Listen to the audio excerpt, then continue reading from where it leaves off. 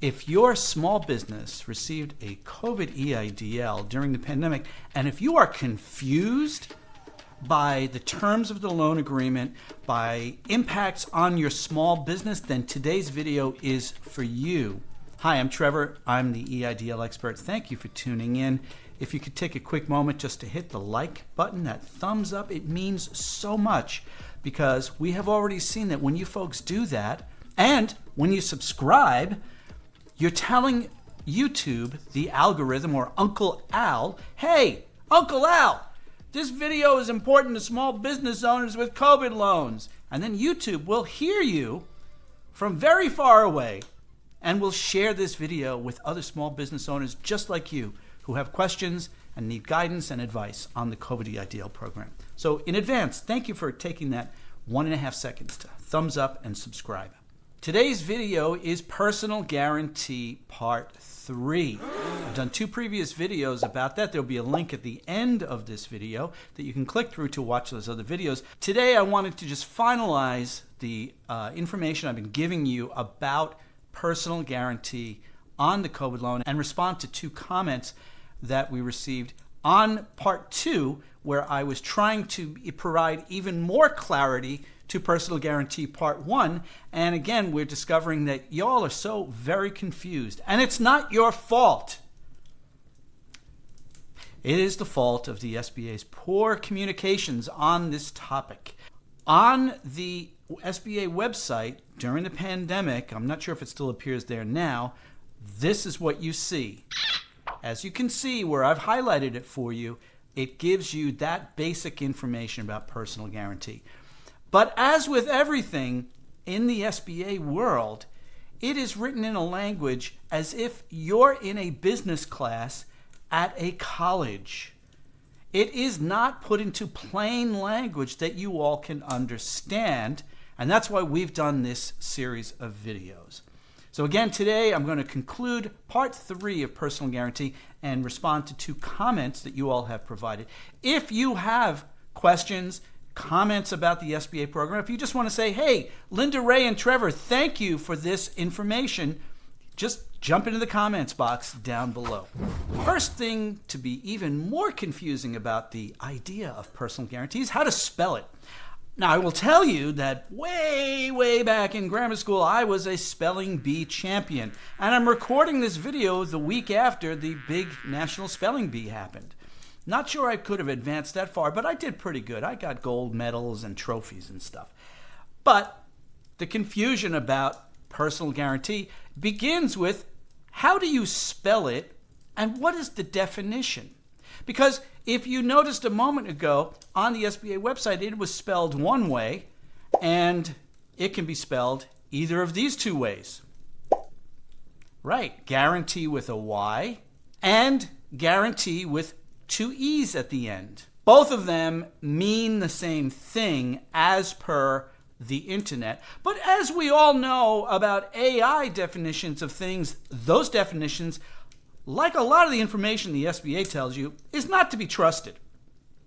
Yes, I said it, okay? There, I said it. That's why we exist. Linda, Ray, and I are EIDL experts for no other reason. We have no reason for existence except for the fact of the confusion that you all have, because the SBA just can't get its act together to communicate with you clearly. You know, if you go to irs.gov and you have a question about being a 1099 independent contractor, there's a whole page. Yeah, you want to know about 1099? There's everything you need to know on the irs.gov website in plain English that anybody can understand. You don't need a degree in accounting, and you certainly don't need to be sitting in the back of the classroom at 8 o'clock at night at your local community college taking a business class. Although, it couldn't hurt for some of you to take a class like that. Just saying. Okay? I'm just talking out loud. In the world where I come from, the lending world, where I was a mortgage banker for 30 years, and for the last 5 years working with you all, small business owners, and the SBA's COVID EIDL program, for me, the word guarantee with 2 E's is the relevant word. To me, as a financial services professional, guarantee with a Y is more an object, if you will, right? guarantee, it's like a document, a certificate of guarantee, which none of you got for your COVID loans, if you recall. I know a few of you said that you've signed personal guarantees, but I remind you in the previous video, you didn't sign a document that said a personal guarantee. The SBA told you verbally and on their website that if the loan was $200,000 or greater than $200,000, I always get them mixed up with the recently deceased Hardship Accommodation program where it was up to $200,000, but it was okay. All right, I apologize. I went off track there. Guarantee to me should be spelled with the two E's, which is where we're going to continue from here on out and where we've spelled it in the previous two videos. There is an additional reference point about the personal guarantee on the COVID loan for a business owner for a COVID loan greater than $200,000. That is this simple concept, which is going to scare the living daylights out of you. And that concept is personal guarantee for the life of the loan. I feel like the Joker in a Batman movie. Hey, Batman. Because it feels kind of evil that if you are a business owner, an owner of a corporation, a formally organized entity, and you're an owner with 20% or greater ownership interest, that means you personally guaranteed the loan. As we said in the previous videos, it meant you put your hand up and you said, if the business fails, the entity, the corporation, the LLC, if that fails and doesn't make payments, I, as an owner with 20% or more ownership interest, I raise my hand that I will find a way to make the payments out of my own assets. It does not mean, as we've said in previous videos, that there's a lien on my personal assets. No, it means that I, as an owner, am pledging to make the payments if the corporation doesn't make the payments. And if I want to leave the business today, Linda Ray says to me, hey, Trev, buy me out because I don't want you around anymore. That would be bad. That would be very bad. If a business owner leaves the business entity, and that business owner was on the original COVID loan application in 2020, 2021, whenever you got the loan, that business owner, when they leave, they're still personally guaranteeing the loan for the rest of the term of the loan until it is paid off in full. Yep. Please, we always recommend that you consult with an attorney because I'm not an attorney and this is not legal advice, but we definitely recommend hiring an attorney and reviewing the loan agreement. We've done a COVID-aniversary video previously about reading your loan agreement. Please locate that in the playlist and watch that one too.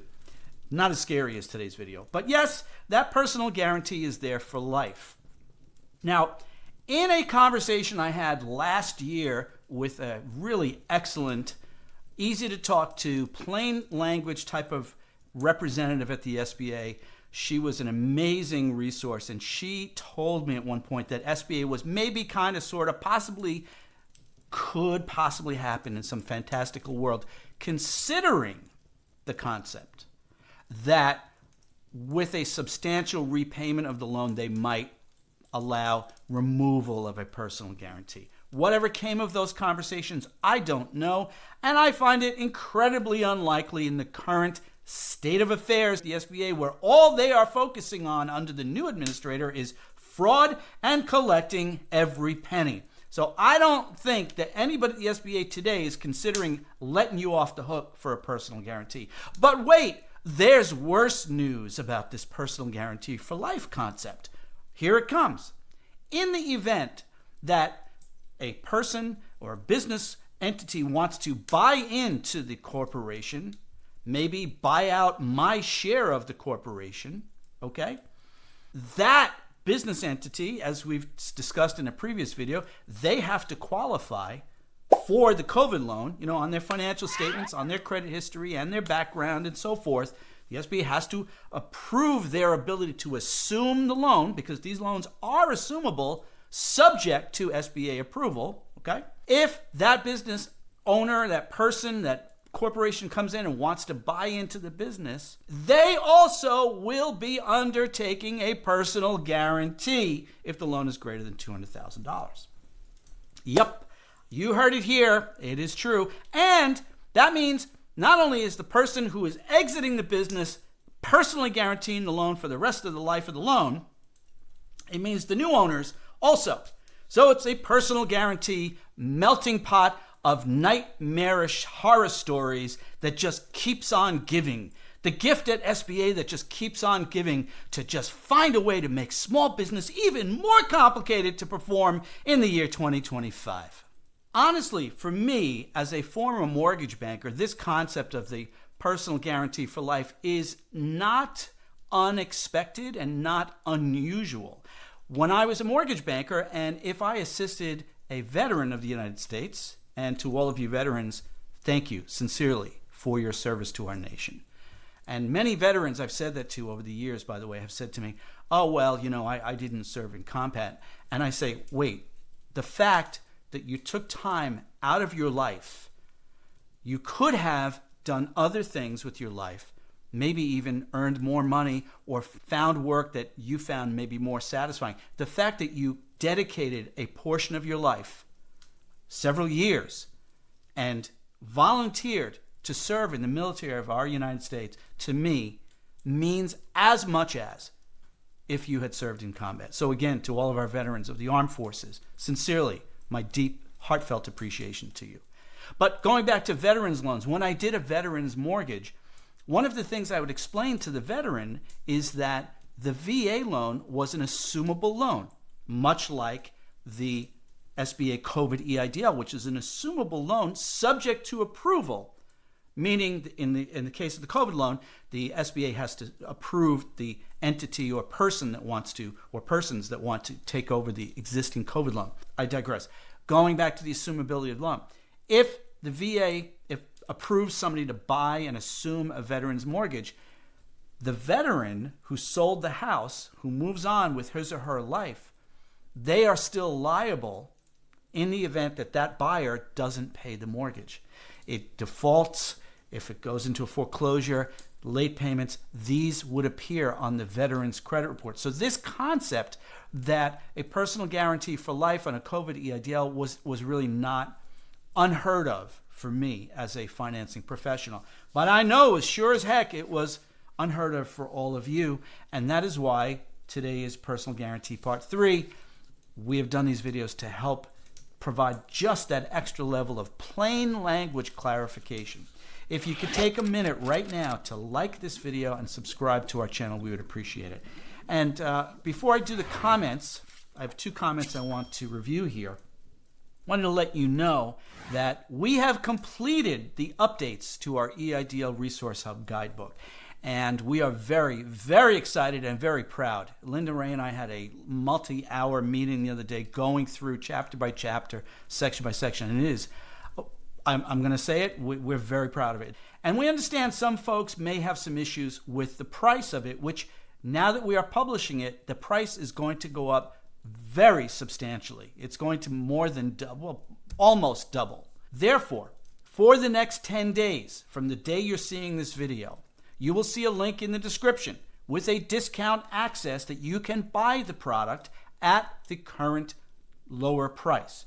But in 10 days, we will remove that link from the description in this video.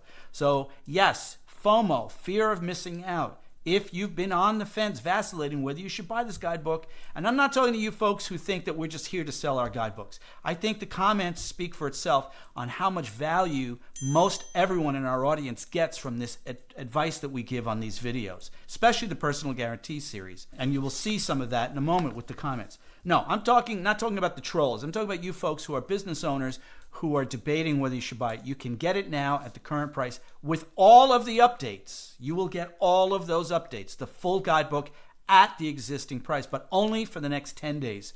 So please, if you're interested, click on the link in the description. And if you cannot buy the Resource Hub, if you are not interested in buying it, I would ask you to do one other thing for us, you as a small business owner to us. Please share this video with your accountant or your attorney, because they definitely need to buy the EIDL Resource Hub.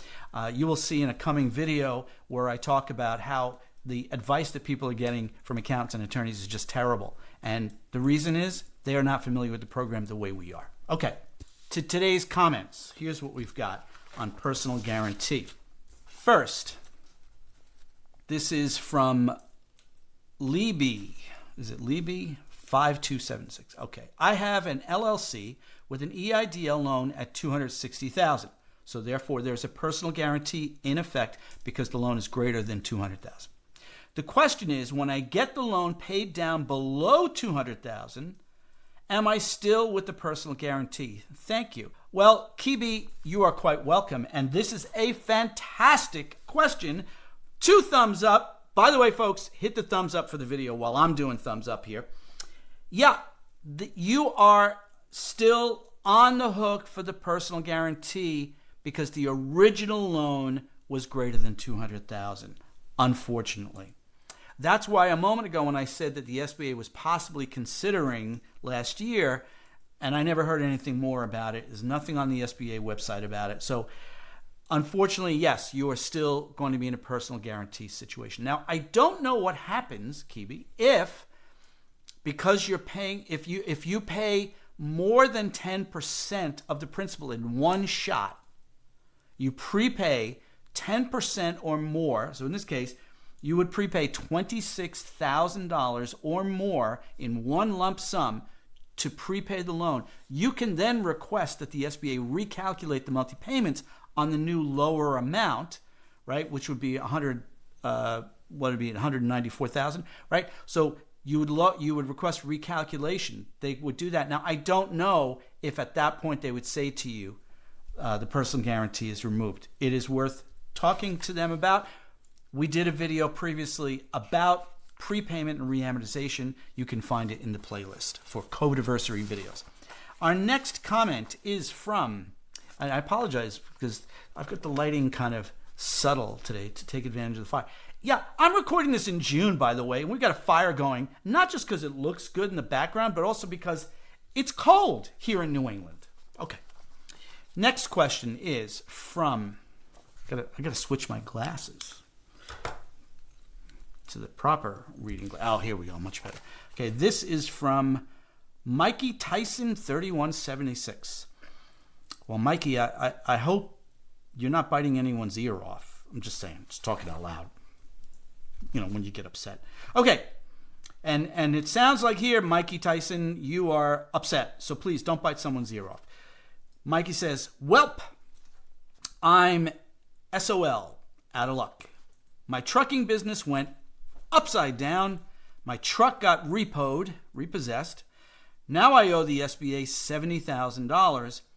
I just work now and at a regular trucking job and pay them $400 a month." Mike, we are so very saddened to hear of situations like that, especially that you have the COVID loan burden hanging over your head. A couple of things. Number one, you don't indicate if it's a corporation or not, but the good news is here, because the loan is $70,000, meaning less than $200,000. The good news here is at least you don't have a personal guarantee, unless you're a sole proprietor, right? So Mikey, as a trucker, if you are being paid to your personal Social Security number with a 1099, and you filed that 1099 income, you know, this dispatching company paid you, that carrier paid you, that freight company paid you, and they paid you by checks to your personal name, and they gave you a 1099 for the income at the end of the year that they paid you throughout the year. And then you took those 1099s and you filed that income on Schedule C as a self-employed natural person, not as a business entity. You are still personally liable for the debt, Mikey. I'm sorry to say it. Personally liable, which essentially is the same thing as a personal guarantee for a corporate owner for a loan greater than $200,000. I'm sorry to give you that report. You might consider watching our other videos about default and the consequences of default. We talked about the impact on your personal credit report. We talked about the impact on long-term situations qualifying for other federal programs. We talk about videos that we've done about bankruptcy. You might consider, Mikey, sadly, to review those videos. Maybe you will find them helpful to you to make some smart decisions for this debt that you have. So there you have it, folks, in today's Personal Guarantee Part 3. And if you want to watch Parts 1 and 2, here's the link to the playlist. Thanks for tuning in today, and we'll see you soon.